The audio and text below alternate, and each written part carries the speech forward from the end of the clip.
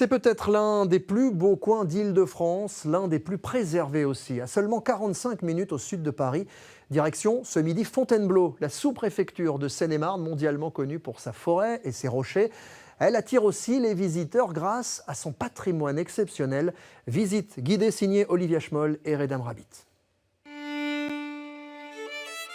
De Fontainebleau, on connaît sa verdure, ses randonnées, ce paysage unique. Mais si sa forêt attire, la ville, elle, possède d'autres atouts.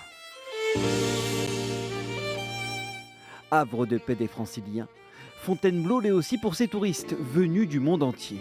Dans ce château demeurent de tous les rois de France. Sur notre chemin, beaucoup de touristes asiatiques, notamment chinois. Le château de Fontainebleau possède sa page sur le réseau social local Baidu, une communauté très puissante. Tout le monde connaît Fontainebleau en Chine. Il y a une grande collection d'objets chinois ici. C'est plus important de venir ici qu'à Paris. Certains touristes commencent même à avoir leurs habitudes. Bien sûr, c'est la 3e fois que je viens ici. D'ailleurs, je préfère Fontainebleau à Paris. C'est tellement plus calme. Le calme, justement, qualité commune cultivée par le cœur de ville, la forêt et le château, clé du succès de Fontainebleau. Les touristes ont envie de voyager d'une façon plus douce et le lieu Fontainebleau correspond à ces attentes.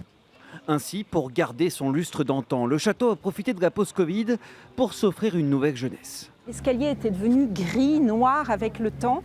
Et là, c'est extraordinaire. Grâce au travail de restauration, la pierre a retrouvé cette couleur absolument magnifique. Un château rénové et quelques minutes à pied nous permettent d'arriver dans cette forêt préservée.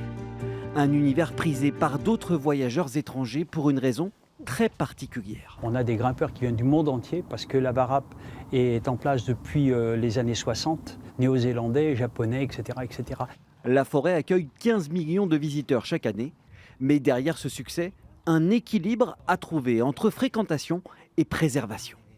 Nous savons que la forêt a déjà une notoriété énorme de par le monde et à ce titre, aujourd'hui, nous, gestionnaires, nous devons de la protéger au maximum. Nous comptons beaucoup sur la responsabilité des citoyens et en particulier à travers la rédaction de chartes de bonnes pratiques spécifiques. Dans le centre-ville, on découvre aussi une chasse au trésor, celle des œuvres de l'artiste Invaders disséminées un peu partout. Fontainebleau, carte aux trésors patrimoniaux, culturels et naturels. En plus de 25